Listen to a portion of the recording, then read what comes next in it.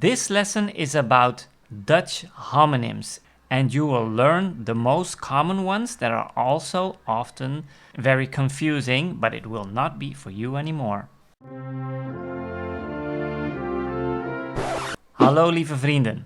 First of all, if this content is valuable to you, please like this video, and if you want to help this channel grow, please also subscribe. Okay, so what are some common Dutch homonyms? So words that are exactly the same word, but it can mean different things depending on the context that you're in, right? So there's a Dutch word that is arm, and that can mean two things.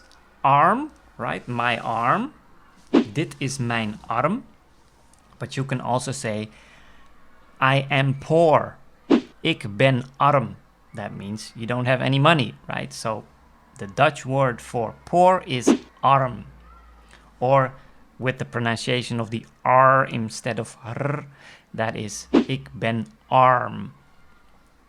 Another homonym is bunk, that is couch, or bank, that you put your money in, right? And another one is kop, that is a head of an animal, that is kop, or a cup, where you drink your coffee out of, right? A cup of coffee is een kop koffie. Another nice one is the word kater. That is the male cat.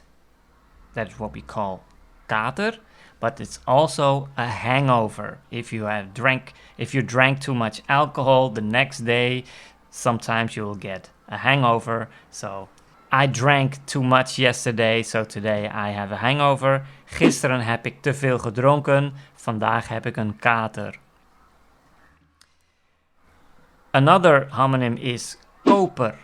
That is buyer and copper, right? So I have a buyer for my product. Ik heb een koper van mijn product. And this tube is made of copper. Deze buis is gemaakt van koper. Another one that is very common, the word kussen. So that is pillow or kissing, right? So if you're kissing your pillow, you will say, ik ben mijn kussen aan het kussen. I am kissing my pillow. I want to kiss my pillow. It's even nicer. Ik wil mijn kussen kussen. Another nice one is monster. So that is the English word monster, like a creepy creature, or a sample.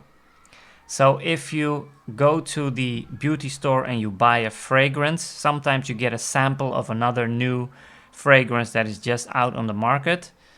Then you will receive a monster. Another one is punt. So that is a dot, right? So a period at the end of a sentence, but also the tip of something, like the tip of a knife, de punt van een mes. Another one is lokaal. In English, local. So this is a local event. Dit is een lokaal evenement. And it's also a room. Usually classrooms are called lokaal. In what classroom do you have the lesson? In welk lokaal heb je de les? And also a really great one is the word weer. It means weather, and it also means again. So if you will say, we have bad weather again, it is, we hebben weer slecht weer. A mat in Dutch is mat, but it's also like a non-shiny color, right? So that mat is matte gray. So in English, those are two different spellings, right? It sounds the same, but the spelling is different. In Dutch, it is exactly the same word. So die mat is mat grijs. That mat is matte gray. Another one is the word vlieg. So that is fly, and also the verb flying, right? So that fly flies, die vlieg vliegt. And the final example I want to give you is stof. So that is fabric, and it is a subject, usually the subject of a lesson.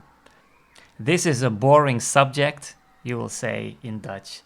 Dit is saaie stof. All right, those were the words I wanted to teach you about Dutch homonyms. Keep practicing, and I'll see you in the next one.